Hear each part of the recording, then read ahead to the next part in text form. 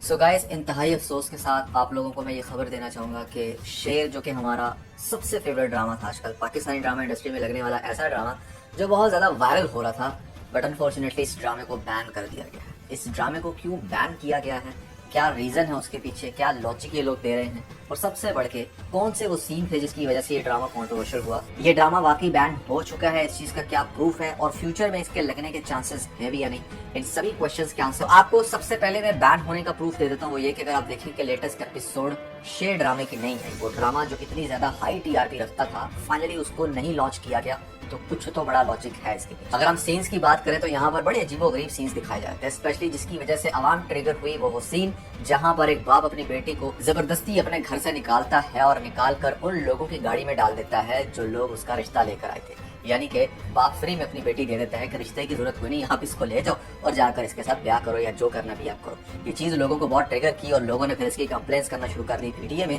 और पीटीए ने फिर अपना एक्शन लेते हुए ये सोचा कि भाई ये तो कुछ ज्यादा इंसेन हो रहा है। ये किस किस्म का ड्रामा है कि जहाँ पर एक अच्छे खासे इंसान को जानबूझकर पागल बनाया जा रहा है, उसको तरह तरह के इंजेक्शन लगाकर उसके दिमागी तवाज़ुन खराब करने की कोशिश की जा रही है। एक ऐसा इंसान जो अच्छा खासा रिच था उससे उसकी दौलत छीनने की क्यों प्लानिंग की जा रही है। ये सारी चीजें जो है ना पीटीए ने बखूबी देखी। तो और सबसे ज्यादा हैरानगी वाली बात ये थी पीटीए के लिए कि दानिश तैमूर तो इस तरह के रोल करता था जहां पर इसने लड़कियों के पीछे सिर्फ भागना होता था। तो इस ड्रामे में तो मतलब लड़की के पीछे नहीं भाग रहा बल्कि सब इसके पीछे भाग रहे हैं क्योंकि ये काफी ज्यादा रिच है।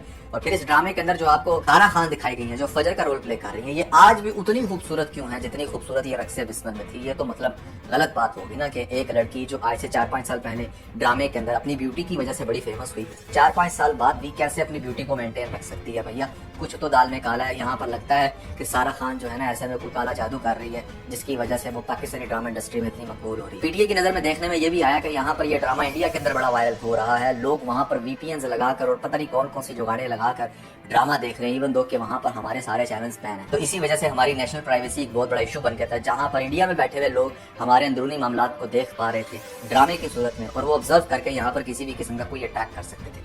इसलिए भैया पीटीए ने फौरन से एक्शन लेते हुए इस ड्रामे को बैन कर दिया, और इसी वजह से लेटेस्ट एपिसोड आपको देखने को नहीं मिला। शेर के बैन होने का सबसे बड़ा प्रूफ यही है कि इसकी लेटेस्ट एपिसोड नहीं आई, और सबसे बढ़ के आपको यूट्यूब पे ऐसी बेतहाशा वीडियोस मिलेगी जहां पर लोग इस बात का क्लेम करने लग रहे हैं किसी भी एंकर की पिक्चर लगा के कि भैया ये ड्रामा आखिर क्यों बैन हुआ। लोग आपको तरह तरह की बातें बताएंगे और ऐसे ऐसे लॉजिक बताएंगे जिनकी सेंस बहुत अच्छी डेवलप होती है, और इसी वजह से अब ये ड्रामा शायद आपको जिंदगी में कभी दोबारा देखने को ना मिले। और ये ड्रामा चूंकि आपको जिंदगी में कभी देखने को नहीं मिलेगा तो शायद आपका भी दिमागी तवाज़ुन शेर की तरह खराब हो जाए, क्योंकि उस बेचारे को भी बड़ा नेक्स्ट लेवल का ड्रामा मिला था। That's all bullshit। मैं हैरान होता हूँ कि पाकिस्तानी ड्रामा इंडस्ट्री के अंदर मतलब ठीक है ड्रामास के स्केड्यूल ऊपर नीचे होते रहते हैं।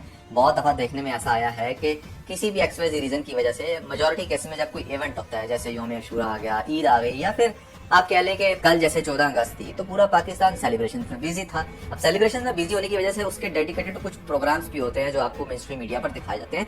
ऐसे में उनको सबसे हॉट टाइमिंग स्लॉट दी जाती है, वो स्लॉट दी जाती है जिसके ऊपर कोई भी बड़ा अच्छा ड्रामा चलता हो। जैसे एयर वाई डिजिटल के केस में शेर ड्रामा आजकल बड़ा वायरल है, उसको अगर 8 PM की स्लॉट मिली है तो आप चाहते हो कि ज्यादा आवाम कोई दूसरा प्रोग्राम उसी टाइम पर देखे, तो आपको वो स्लॉट उसकी छीननी पड़ेगी। इसीलिए कल बहुत सारे ऐसे प्रोग्राम्स चल रहे थे जिसकी वजह से मेरे दोस्तों शेर ड्रामा नहीं आया। लेकिन हमेशा की तरह इस तरह की स्पेकुलेशंस की जाती है ना, सीरियसली शॉक के कैसे मिलियंस के करीब लोग जो है वो इस तरह की न्यूज देखते हैं और फिर मेरे डीएम पे आकर चल दौड़ते हैं कि नुमान भाई ड्रामा क्यों बैन हुआ, ड्रामा क्यों बैन हुआ। इतनी तो कॉमन सेंस अब आप लोगों में आई जानी चाहिए। ये जो इतनी लंबी मैंने तमहीद बांधी यहाँ पर आप लोगों को ट्रोल किया, उसके पीछे रीजन सिर्फ यही है कि आप लोग खुद समझे कि जब ये सारी बातें आप लोग मुझे डीएम में आके कर रहे होंगे तो मेरे क्या जज्बात होंगे। कि चले उन लोगों को तो जरूर पता चलना चाहिए जिन लोगों को ऑलरेडी पता होगा इस बात का कि हाँ ड्रामा क्यों नहीं आया, लेकिन मैं कैसा फील करता हूँ ये मेरे ख्याल से आप लोगों ने बड़े अच्छे से फील कर लिया होगा कि लोग किस तरह के क्वेश्चंस मेरे से करते हैं जब किसी भी ड्रामे की एपिसोड नहीं आई। Yes, no doubt this is the biggest channel for Pakistani drama reviews के, जहाँ पर हम लोगों ने बहुत पहले से मतलब पाकिस्तान का पहला ये चैनल है जहाँ पर ड्रामा रिव्यूज होते थे। आई नो कि आपको ऑथेंटिक न्यूज चाहिए होती है, बट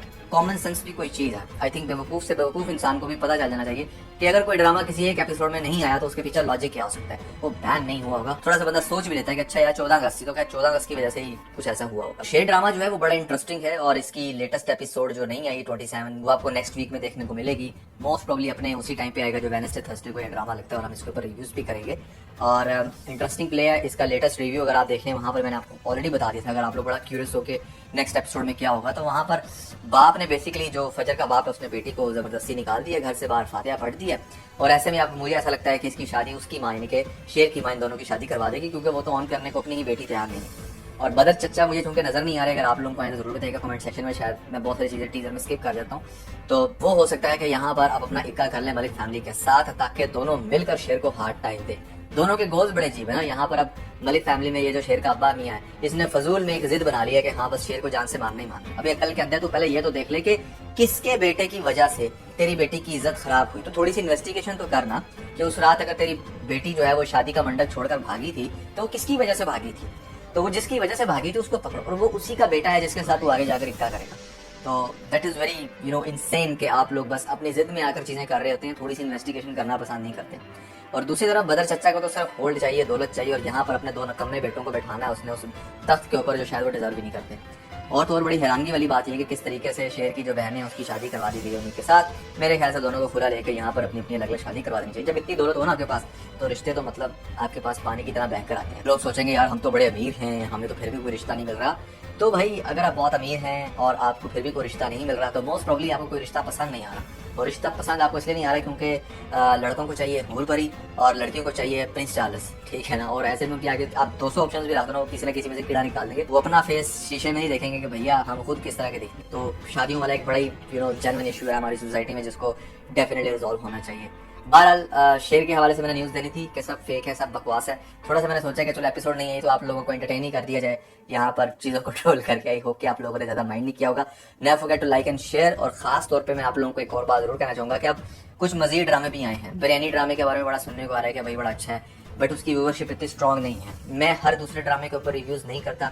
ये जो पुराने देखने वाले मेरा चैनल उनको बहुत अच्छे से पता है, मैं सिर्फ टॉप रेटेड ड्रामास को पकड़ता हूँ। मेरे पास इतना टाइम ही नहीं है बाकी चैनल्स की तरह कि मैं हर दूसरे ड्रामे के ऊपर बैठ कर डिस्कशन करूँ। मेरे ऑलरेडी 4 बिजनेसेस हैं जिनके ऊपर मैंने फोकस करना है। तो फोकस सिर्फ उन्हीं के ऊपर होता है कि जो बेस्ट ड्रामास हैं, जो ड्रामास डेफिनेटली अच्छी व्यूअरशिप रखें या जो ज़्यादा डिस्कशन में है तो उसके ऊपर मुझे डिस्कशन करने का मजा भी आता है। तो कोई अगर ऐसा ड्रामा आ रहा है जो मैं स्किप करवा रहा हूँ तो भैया कॉमेंट्स में जरूर बताइएगा। मैं मंटो नहीं हूँ, को कैसा लग रहा है आपको ड्रामा ये भी आप मुझे प्लीज बताइएगा। एक रिव्यू किया था उसके बाद करने का टाइम नहीं मिला, होपफुली मैं इस वीक में उसके ऊपर भी रिव्यू करूँ। तो या